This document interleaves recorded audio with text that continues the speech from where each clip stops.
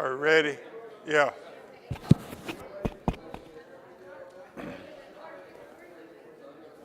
Okay, we're going to try to get going.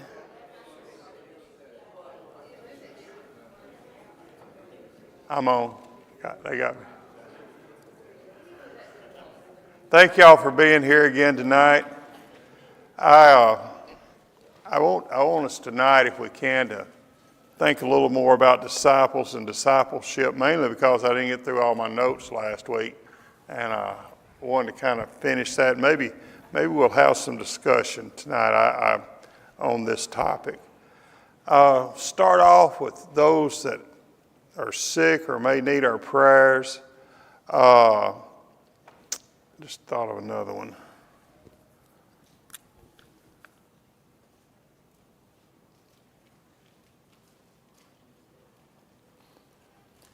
I've got Bailey Cobb, and they said Bailey had surgery yesterday on her ear. Okay, on her ear. It has to go back in 2 weeks, they said. So, what? Oh, did she? Okay. Good. Keep Bailey in your prayers and thoughts. Jim Crockett, want to keep Jim in our thoughts. The Thorntons, I don't see George and Libby here. They were here Sunday, getting out some now. And let's hope they continue to improve. Dwight Sanders, I understand, is talking to the family. They said that Dwight was actually better, and he went down when he first got to the hospital. Now he's doing, and then started coming back up and is doing better right now. So, unless somebody knows any difference on Dwight, Monty about the same. Jerry, Monty's in McKenzie. Donna Barlow, about the same. Gary. And the other was Dustin Anderson, about the same. Okay. Evelyn Miller's recovering at home. I haven't heard any update on her. Pam White still recovering at home, but every once in a while I notice Tony's here tonight, so she's running Tony out of the house every once in a while. And I saw Pam today. You saw Pam today, and Pam was here Sunday, I think. At therapy, okay. Scotty Pinson, I hadn't talked to Scotty since the weekend, but Scotty said he will have to recover a little bit, but I think doing good from what everybody says right now. Grace Ezel, you remember last week we were praying for a little girl that was going to have the open heart surgery. My last update a couple of days ago that she's doing how she's supposed to be doing, improving greatly. Made it through the surgery good. Last week we mentioned Brooksy Parham, but she's here tonight, so hope the dental work's going okay with Miss Brooksy. Becky Orr's here tonight. I had her still on the list. Jimmy Fuller, recovering at home. How's Jimmy, Patsy? He's better. He's bold, but can't drive. Okay, he can't drive, but he is better. Okay.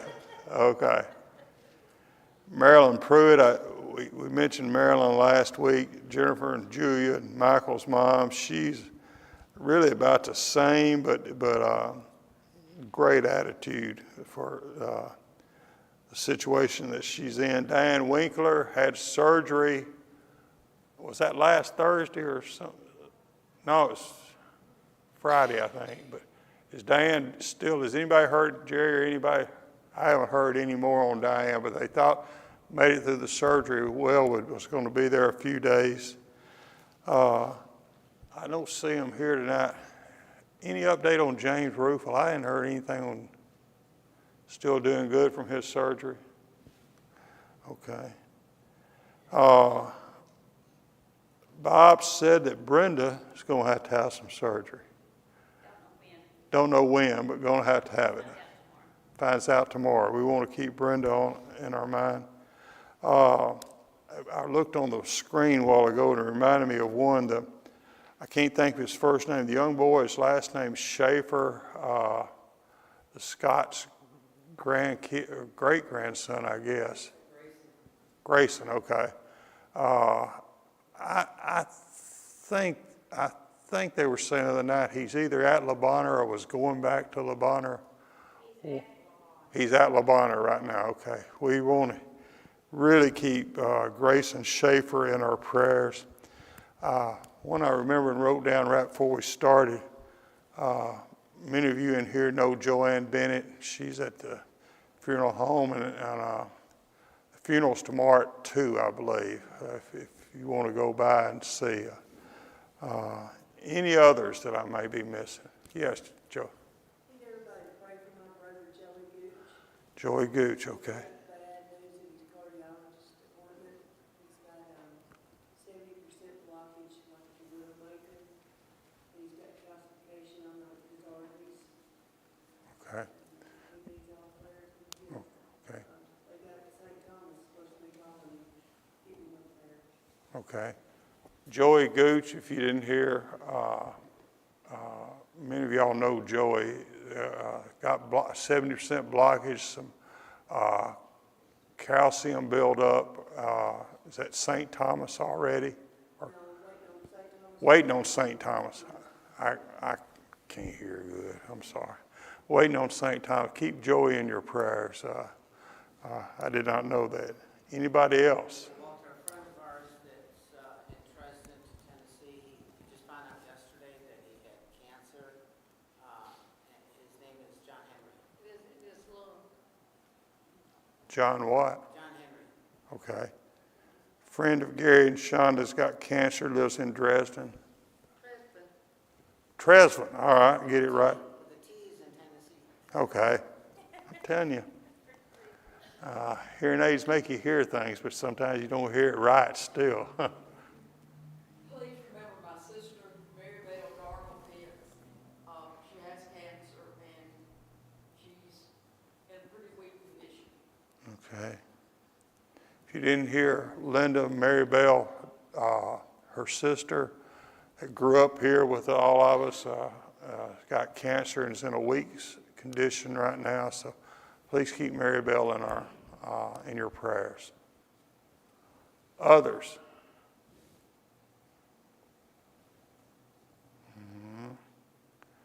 Chad, could I get you to stand up and say a prayer there, please?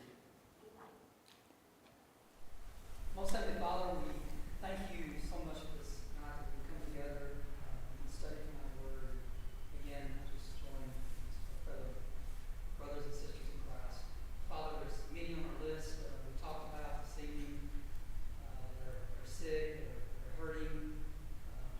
Father, we ask your healing hand upon each and every one of them. Father, we pray that you would be with the doctors attending to them. We pray that you would be with their caregivers. Strengthen them, encourage them. We just pray that your presence is a great physician, that you be with them, watch over them, and care for each and every one of them.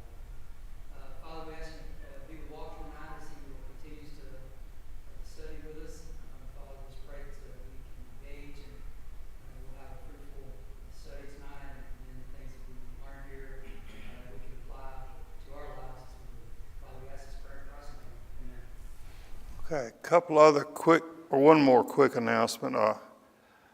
This Sunday morning, our Bible study will all start a new session on How Should I Glorify God, Part 2.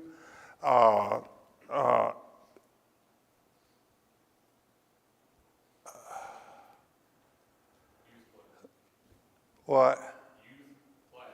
Yeah, I was trying to read all my notes here on that. The youth, grades 7 through 12, are wanting to meet together, so they're going to have a class, and Ben Martin is going to be teaching that class.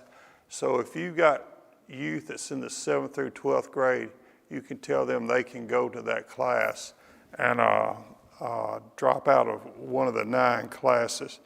The topic again this week's how should I glorify God, Part 2.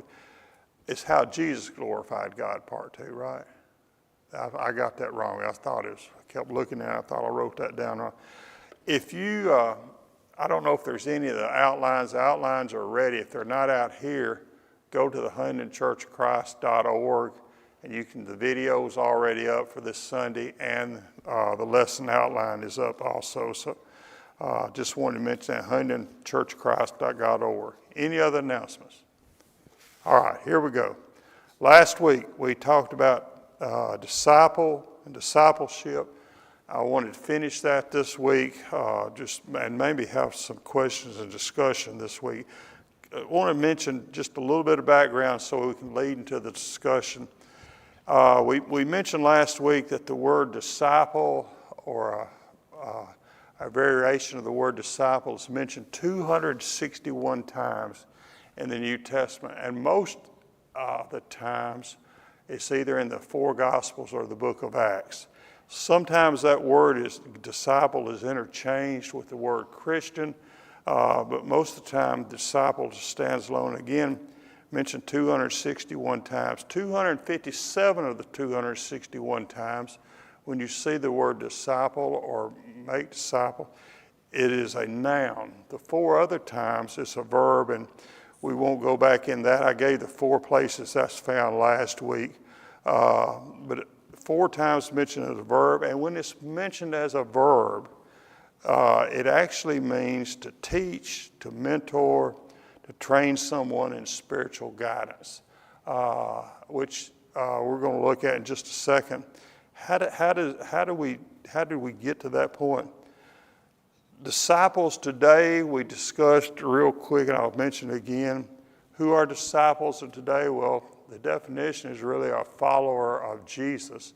So you and I, all of us in this room, would be disciples of Jesus Christ. And a lot of others that would be. That's kind of a broad term, but now as we get to, I'm going to use the verse Matthew 28 again, the Great Commission, to see exactly how disciples are defined, maybe in that we can use that topic in our mind. If you remember those verses, we broke it down into 4 areas. It says, number 1, go make disciples and baptize them. So Christ said, I want you to go out into all the world. I want you to make disciples. I want you to baptize them. And by baptizing them, that gets them into the body of Christ.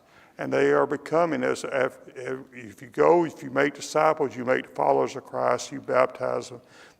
Number 2, then comes the discipleship part, more the verb part, where it says, teach them to observe all things that I have commanded you. So you and I are those that are already disciples.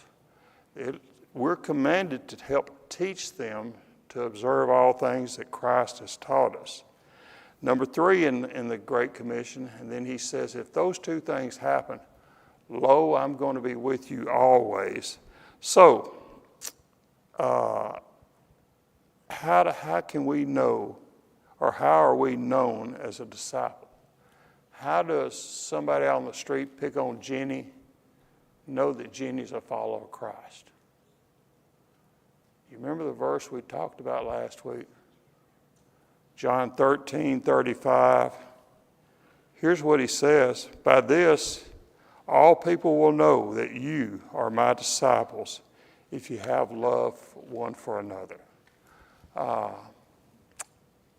That's the best that we can have, the best that we can hope for is if we have that love one for another. People will know we're disciples. If I'm out there talking about Patsy Myers or Bobby Hardy or making fun of Renee being the older of the 2 sisters, they told me a while ago, if I'm making fun, talking about, that's not the love that I think a follower of Christ is going to have. We're to love one another. And even, you could have a little bit of a personal conflict with somebody in here, but we better take care of it because we're going to be known by the love we have for one another. So, I think that's disciples.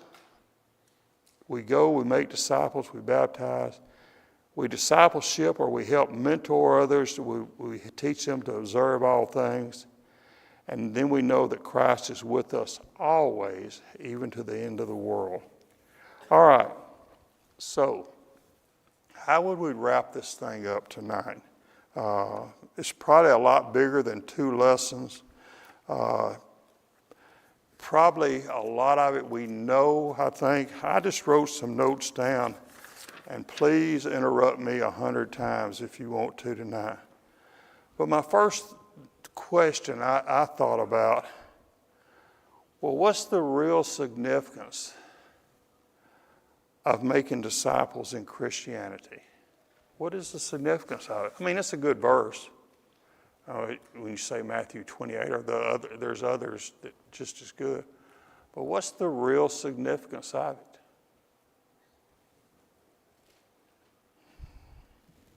I'll hear better out of this here. I'll put my hand up. All right, I'll give you the first one that came to mind, the easy one for me. First one that comes to mind, the real significance of us helping to make disciples. We want to save souls. Seems like to me. I mean, how much easier can the answer be than that? That's just one. I've got some more. We want to save souls. I mean, that's what He's commanded us or told us to do. And I'll be honest about that. We've all probably done it, or we've had influence on other people that have become Christians or become a disciple or follower of Christ. But I'm telling you, it's not easy sometimes to do that. I know I've struggled at times in my life. I used to really struggle with it when I was a lot younger. I felt uneasy about it. I don't know about y'all. I had those times in my life where I felt like, I know what I ought to do, but sometimes I just don't do it. My friends will make fun of me or something. I wasn't a Bible carrier to work or to high school or to college. Anybody ever felt that way? But the thing is, it becomes easier if you ever do it the first time. The second time to try to save a soul is a lot easier than the first time. And the third time is a lot easier than the first and second time. Number one, save souls. What's another one? What's the significance of making disciples in Christianity?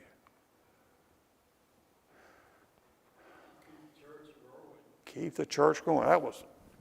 Bobby hit it right on the nose. Did I share my notes with you? That was my second one. Keep the church growing, or grow the kingdom of God. If we don't do it, who's going to do it? You and I in this room. As we make disciples, you and I have got to go out, and He commands us to go. He commands us to make disciples and to baptize them.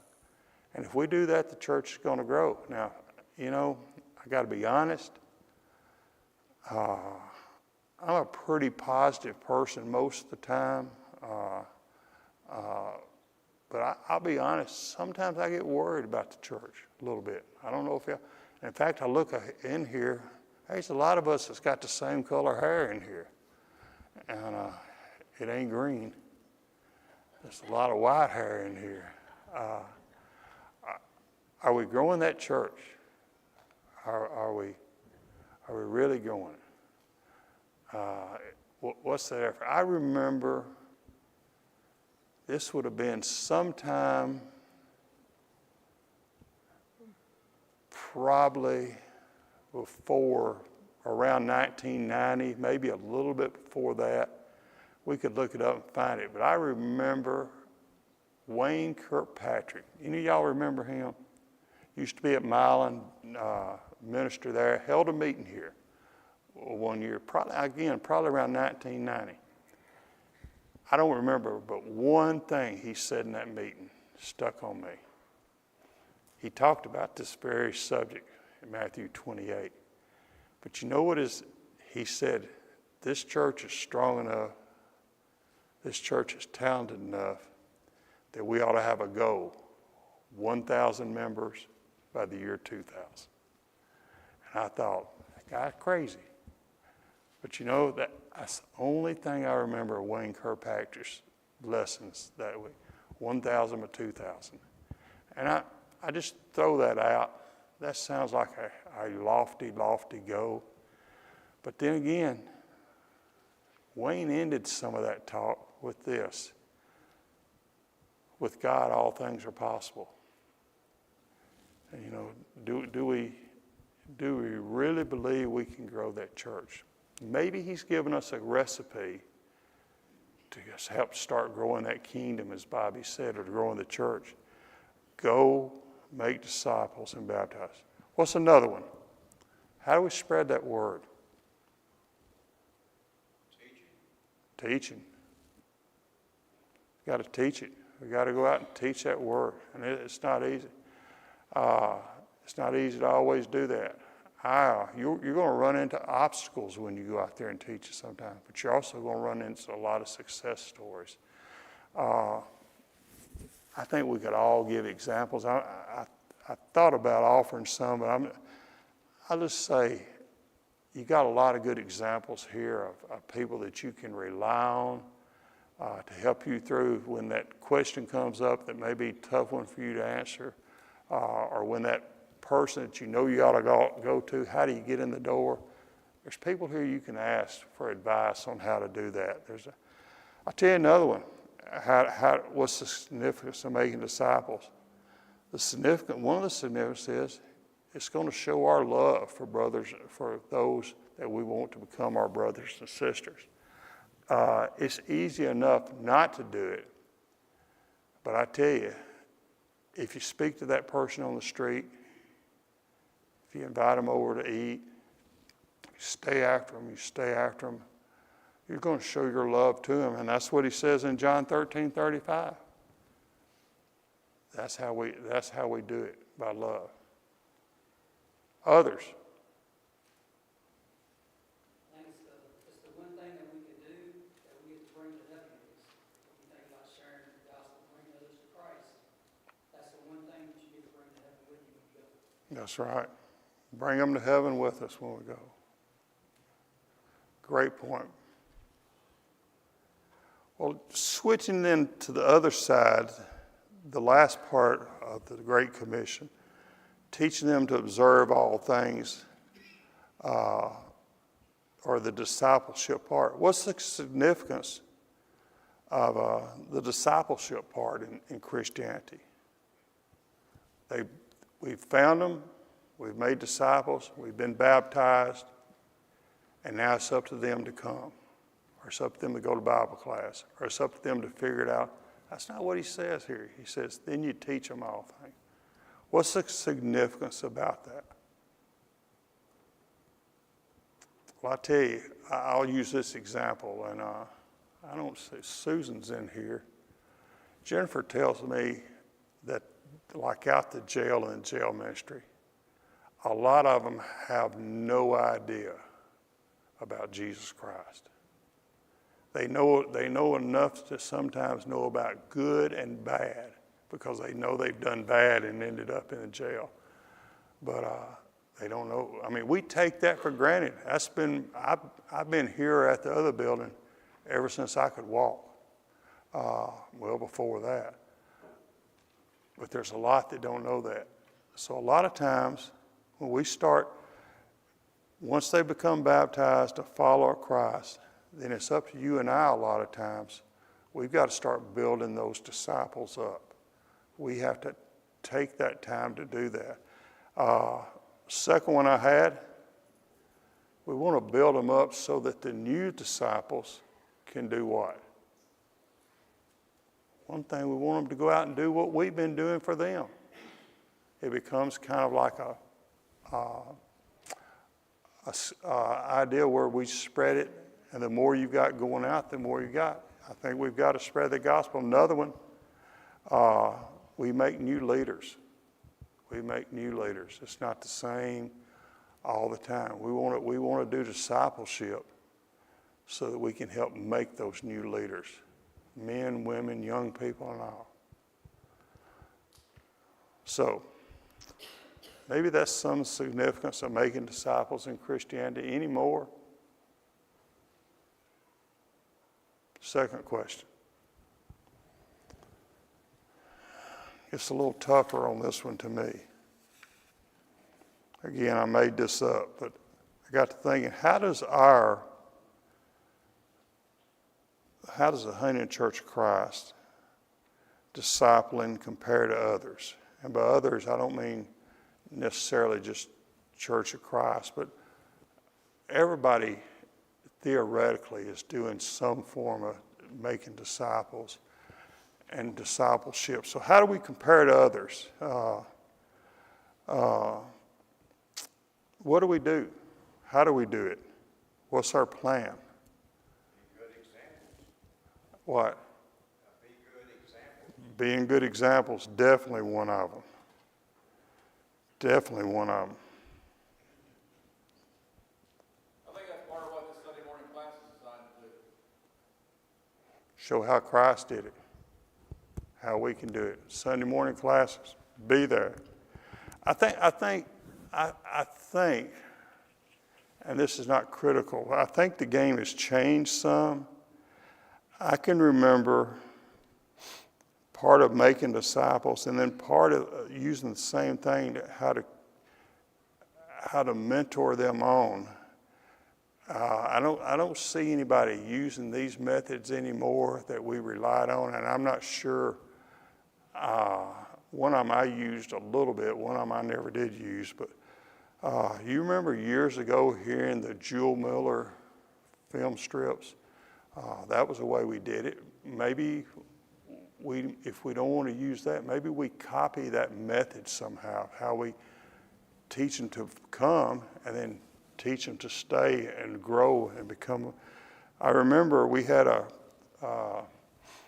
another thing that we called Fishers of Men. We had classes on that at one time. I'm outdating myself to most of y'all now out here at the Huntingdon Church of Christ. But the Fishers of Men, I remember they were on yellow sheets of paper. I can remember that. But again, it was the same type of thing. Bible lessons. How do we do? Great Methodist Bible lessons, whether formalized classes or like Marvin's got a class on Monday nights and then the ladies have a class. What is it, Tuesdays? I can't remember. Tuesdays. Those are great ways to again, bring people together. I guess I wrote down this just in my notes. What if out of the blue that 5 people walked in our doors the rest of this month that we didn't know, and they became new converts, and they lived in Huntingdon, Tennessee? What would their plan be? What would our plan be? Part of my plan I'd say, well, Chris is going to take care of it for us. But that's not fair. That is definitely not. And if Chris didn't take care of it, I know one of the elders would take care of it for us. And that's not really fair either. They could take care of 5, but what if we had 12? Or what if we had 3 a month for the rest of the year? There's got to be a lot of mentoring going on to do that. How do we compare to others? I want you to think about that. You want to ask? Yeah, Chad. To me, I think a good example is the woman at the well.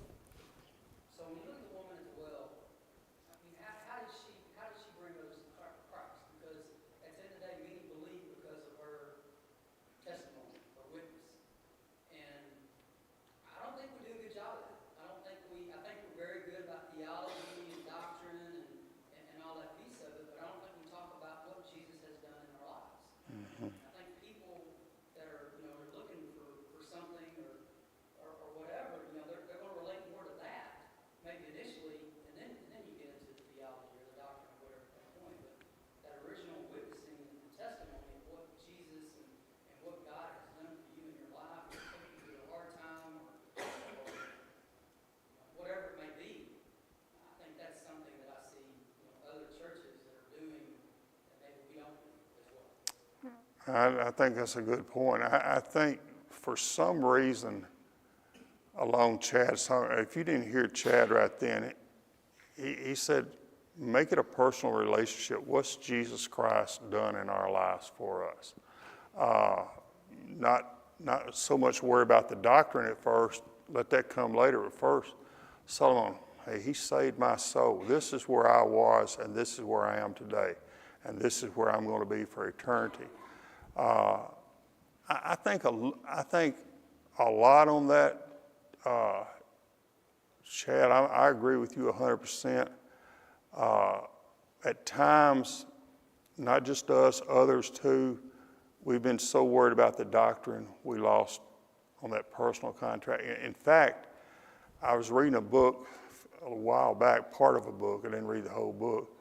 But one of the things that other Protestant churches that they had suggested would be something you would do, that I don't see it a whole lot here, not just Huntingdon Church of Christ, I think maybe in a lot of churches, is that we've steered away sometimes from those personal testimonies.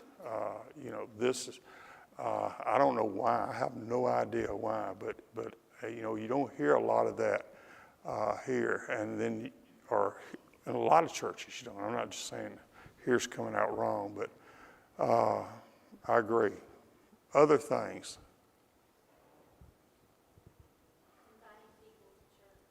Inviting people to church.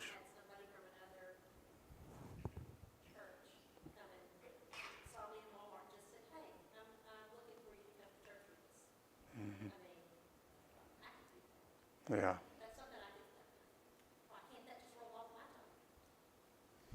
I agree. It's not easy to do sometimes. It gets easier, but it's not easy the first few times. Invite people to church. Sounds exciting whenever you do that. I know it. It's like a place you want to be and you walk in there too. Yeah. I know this has been, again, years and years ago. Jerry, you old enough, you might remember, but we were going to have a homecoming here one time. We had a quiet goal of 600 to be here that day, and we made it. Everybody got behind it and got excited, and we had that. We had people in this building, relatives, friends, neighbors that hadn't been in years. At least get them in the door and show them the love for Christ. Others, pray about it, for sure. Pray that God puts somebody in your path that you can have an influence on. Not one day, but every day of the week. And make it be a priority of who you are and what you're about. I mean, I know this could get off in the record, but should there be a higher priority than us spreading the gospel? That's what it's all about. That's what it's supposed to be all about. Yeah, and so how do we not, I know we don't, I'm not saying I'm not guilty, but how is it not something that we have as a part of our daily life? Right. If you couldn't hear Mark, pray for it. Pray he puts somebody in your path or in your way that you run into, that you say something to make. We could turn this place upside down. I think I said earlier on in this class a few weeks ago that if you just look at all the churches on Huntingdon on a Sunday morning and add their enrollment or their average attendance, half the people in the city limits of Huntingdon don't go anywhere on Sunday morning. So, I mean, we don't have to look far to get to fertile ground. All right. We've mentioned some of these. I'm going to start wrapping it up. But what are some modern practices? I use the word modern. I'm not taking anything away from past practice. What are some modern practices where people could feel comfortable that we could use to make disciples and to help mentor people to become Christians today? And I'll be honest, when I said modern on this, I cheated on this one. I went to AI, I went to Yahoo, I went to a lot of places. I thought, I'm going to just see what's out there. I got some ideas. I had some crazy ideas, and they're not on the list, I think. They may not have been crazy, but I didn't want to lose my membership. But what are some things, of modern practices that we could use? I'll give you the first one. that this was on AI. Sounds like something we would do. Actively study the Bible with others. Charlie Powell's always been good at doing that. Charlie not in here, I'll pick on him. Charlie's been good to talk to people about the Bible and talk with them. Ask him how he does it. I'm cheating on this one, Marvin. I think small group Bible studies is a good way, like on Monday night or like with the ladies' class, to win others over, to invite others in maybe less formal setting and make them feel comfortable sometimes to do that. I had mentoring new believers. I had one is serving others in the community. No better way we can show our love for others if we're serving others in the community. One I had was share our faith, back to what Chad said, share our faith openly. Had this one, Mark, engage in prayer. Again, I think another modern practice of making disciples and discipling today is us attending the worship services. We have to be the example for those that are coming. And then another one that I think that I picked up from one of those sources today, or the other day, a week or so ago now, was I think most of us are at the age where we need to participate in leadership roles. Doesn't mean we all have to be an elder. We don't all have to be a deacon. But there's ways we can be leaders and participate in leadership roles to help lead others to Christ. And I think that's big. I'll pick on Brian a minute. Wild game supper. I mean, we had some people in here, I didn't know who they were the other night. They walked in our building at worship, and they ate beaver, and I think we were nice to all of them. So. If you get them through the front door, they can see what's going on here. Mm-hmm. And that's a positive. Mm-hmm. I agree. I think a lot of it is just time with people. We've got to be Jesus in our community, to our neighbors, and at some point after we've been neighborly to them, we've helped them, we've become friends with them, there should be a natural door to open to talk about Jesus. And man, we've gotten more recluse. We're on Facebook instead of talking to our neighbors, and we don't want to talk to people. We don't want to deal with people. And I think COVID's kind of ramped that up. We've really got to get into people's lives and love people and care for people. Once they know we love and care for them, maybe it opens the door for us to talk about it. And sometimes it's not going to be a short process. It's going to be a process to get into their lives and show that we love them. But it's going to be a process. And I think Chris is right on it too. We got about 3 or 4 minutes. I want to say this. These last 2 weeks, I got interested in this, and I thought it's worth sharing. If it hadn't been worth sharing, I'm not charging you anything for it, so it's free. Max Lucado wrote a book. I can't remember which one. I want to say, and I didn't look this up, I remember the story. I think it was the one, no wonder they call him Savior, but I'm probably wrong, as I usually am. But he talked about John, the Apostle John. And he talks about John sitting in a worship service at 90-something years old. And he just imagined what John was thinking in that worship service. How John said, or how John was thinking, these young people running around, going up and down. He said, I just wish, he's thinking, I wish they could have touched Jesus like I did. But they won't listen to me much. He said, I wish they could have heard him talk like I did. You've probably read the book. I hope you have. I'm going to add this to that thought.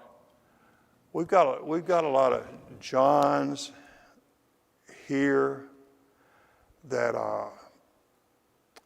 if any of you, I would volunteer these people almost. I'm just going to use some examples. But if any of you or any of our young people, let's don't do ourselves or our young people injustice and miss out on the opportunity we have. I'm telling you, folks, we've got Johns like the Apostle John here in this congregation